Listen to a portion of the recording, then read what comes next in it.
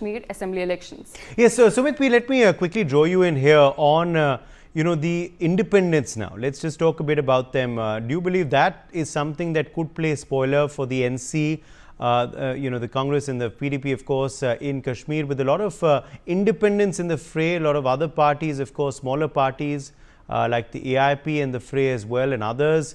Also, candidates supported by the Jamaat, contesting on many seats there as well. Do you believe that's something that we're going to have to keep a close eye on?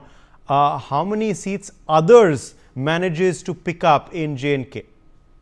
Uday, if you look at, you brought in a very pertinent point, which a lot of people are not talking about. Compliments on bringing that up, because who are these independent candidates? These independent candidates are, look, there's a kind of an informal truce between NC and PDP. PDP wants to get back its bastion of South Kashmir. NC wants to hold to its pockets. Today, Congress, if you ask me, is a stronger party than NC, and BJP at the overall is a much bigger party than all of these regional parties put together, because that's what your colleague was right now talking about, the vote share. Now, what is the master plan? The master plan is PDP will hold on to South Kashmir and NC will hold on to other pockets along with the Congress. The tie-up with Congress was a compulsion, was not an option. They had no other option except to tie up, because you look at their voter share independently, they don't have any chance. And Umar Abdullah losing last time in Baramulla has given them a wake-up call, and they are still, shaken by that. Now, what have they done? Now, today, when PDP is contesting and in a very subtle move, like, look, last time there was a seat where which Mehbooba Mufti's daughter was also contesting. Now, what they have done, they have got these independents who are supported by Jamaat. There are two kinds of independents. One are who are really supported by Jamaat. Another are who are claiming to be supported by Jamaat. But what will happen is they will all ultimately gravitate to PDP, because the fact remains, where does Jamaat end and where does PDP start, and where does PDP start and where does Hizbul start? You have no idea. They are all interlinked, from PDP to Jamaat-e-Islami to Hizbul Mujahideen. They are all, the three outshoots of the same tree. So the challenge is, these all, so-called independents will basically work for PDP. If they are going to dent anybody, they are going to dent anybody NC, and they are going to dent this Congress alliance, because wherever they are contesting, BJP is not a potent force there. Let's face it. If you look at the valley, BJP is not still a potent force there. If you look at Jammu, Riyasi, Punch and all, every BJP is pretty much there and doing great. But in the heart of the valley, they are not a force there. If you look at South Kashmir, BJP is not a potent force there yet. It's work in progress. But these people are really going to give nightmares to Umar Abdullah's party and Congress alliance. That is why Umar had to contest from 2 seats. Why does he need to go to, Badgam? His home base, or so-called his home turf, is Ganderbal. If he's not, that means he's not even sure of Ganderbal. The reason of going to Badgam is he's not sure of Ganderbal. So why he's not sure of Ganderbal? The people who are playing the spoil sport are these independents. He doesn't know how many votes can independents pull. And remember, Rashid Engineer was also a kind of an independent who filed his nominations one day before the end date, and he ended up, winning or defeating Umar by 1.6 lakh votes. So that is the nightmare. That is the fiasco they lived. We have to really wash them out, because in my opinion, they are the outshoots of Jamaat only, like PDP is the outshoot of Jamaat. They are also outshoots of Jamaat. They will all combine together, and they will make sure that the South Kashmir, by hook or crook or whichever way, remains with Mehbooba. Because if Mehbooba loses from South Kashmir, the party is over, because Alta Bukhari has already moved out of the party.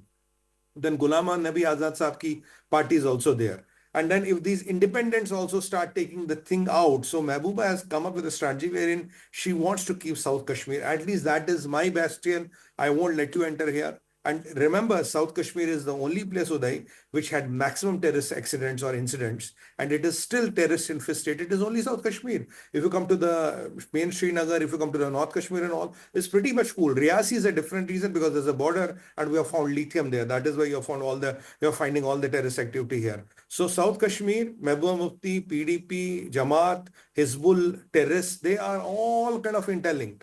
And these independents are nobody. They are just the outposts of Jamaat. Because you remember, they were all talking about Jamaat should be, the ban should be lifted on the Jamaat so that Jamaat can contest the elections. When that was not done, so they came up with these, track 2 jise kehte hain. They came up with the track 2, okay, is an independent supported by Jamaat. Somebody again supported by Jamaat. Even some of them claim to be supported by Jamaat, but they are not. But it doesn't matter. They are going to get the substantial vote, which is not good news for Umar Abdullah and Rahul Gandhi's alliance. Uday.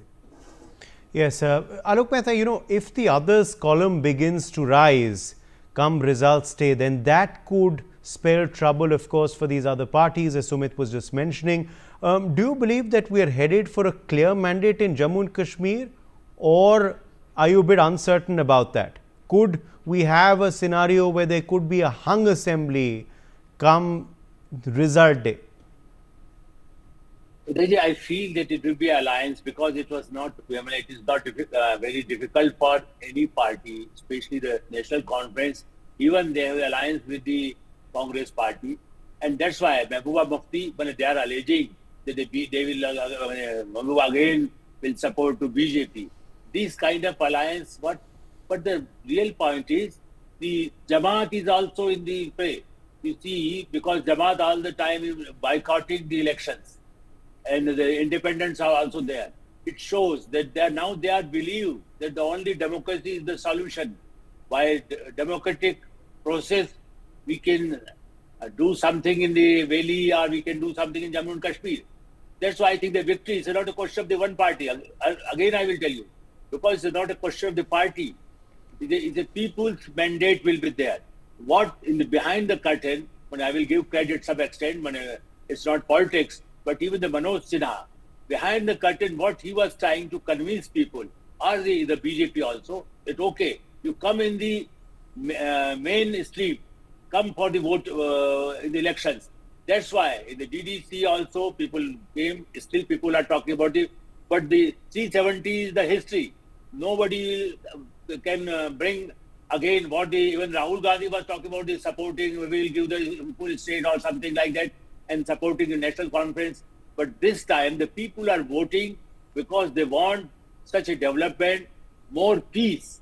Basically the peace is the solution, because they also think, okay, anybody will come independent also. Rashid Engineer, who thought that from jail he contest the election and then again he is on bail. But you see, he is also there, his supporters are there, his family is there. So people believe, okay, at least they expect something for the society, expect from the Indian democracy, from the constitution.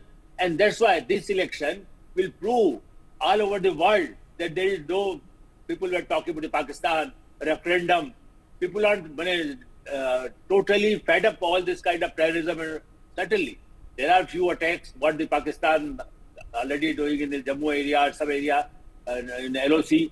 That's why. But even then, we have more violence in the Bihar and Bengal in the last elections.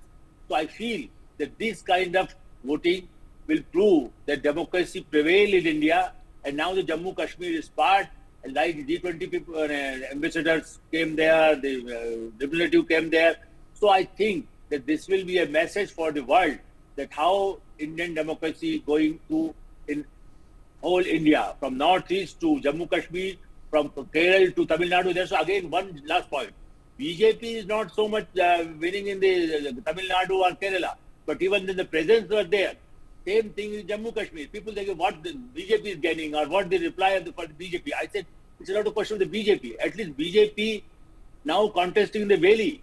It's a symbolic, but it gives a message that, okay, this is All India party like a Congress party.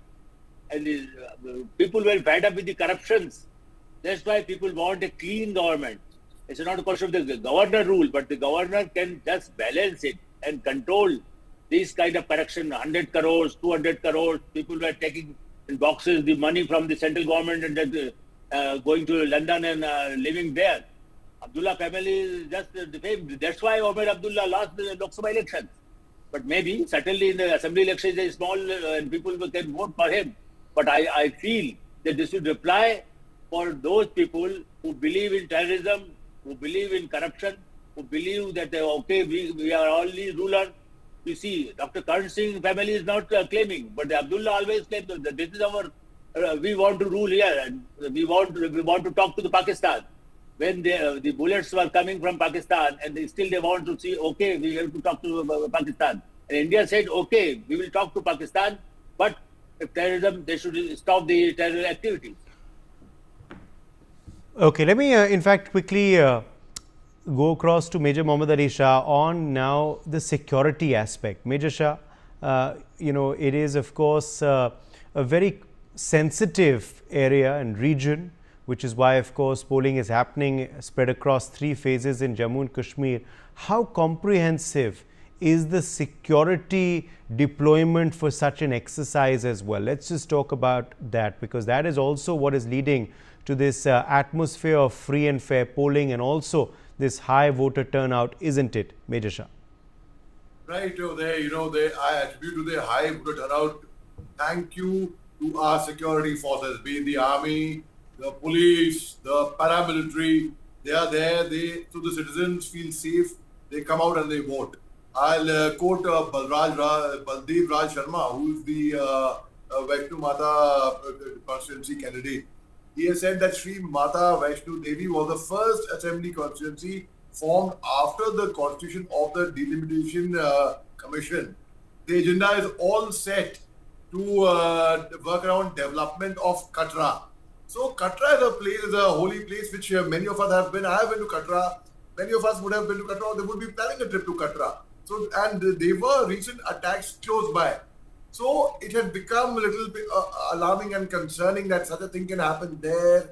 The thing is happening in Jammu region. People had got a little chary about the entire process. But now everybody wants to come out and vote in large numbers. Prime Minister Narendra Modi also put on X, formerly Twitter, that he urges people to come out in maximum numbers, and he congratulated the young first-time voters, his friends who were his young friends were the first-time voters. So people feel safe, be it youngsters, be it the elderly, because our security forces are there. They are deployed. Our intelligence network is very strong.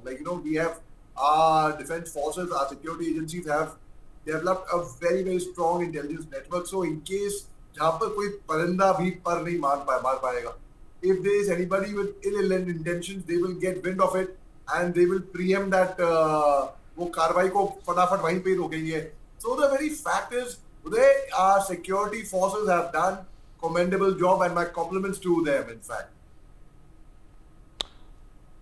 Yes, absolutely. And that is something, of course, that is leading to the higher voter turnout, which we are, of course, seeing consistently over the last two electoral exercises in Jammu and Kashmir. And we certainly hope for that number, of course, to increase further. We are seeing now, a lot of women also beginning to queue up, as these visuals, of course, are showing. Remember, of course, today polling is happening in 26 seats. These are spread across multiple districts of Jammu and Kashmir. We'll keep getting you the latest from on ground. Yes, Sumit. Okay. Quick last word to you, and then I'll take a break. Yes. I just want to make one small point. Yeah. Look, what is difference now? How the results can be different. Look, if it comes to Abdullahs, if it comes to Muftis, they are used to winning at 7% turnout, 11% turnout, 15% turnout. When the game is a 58% and 80%, Uday, the paradigms altogether change. Why did Umar Abdullah lose last time? Because remember, that constituency had the highest turnout. Though the turnout went for Rashid Engineer, that's a different issue. The problem with these people who have been talking of Pakistan and who have been talking of separatism is when the turnout is there, their chances are dwindling like a melting ice cap. Uday. Well, that's something interesting. Yes, I think the last time Mr. Abdullah won, the voting turnout was somewhere between 13 to 16%, if I'm not mistaken. Okay, let's take a break. My thanks to all of our guests for joining us. We'll keep tracking, of course, this big story through the day right here. Second phase of Jammu and Kashmir polling is underway.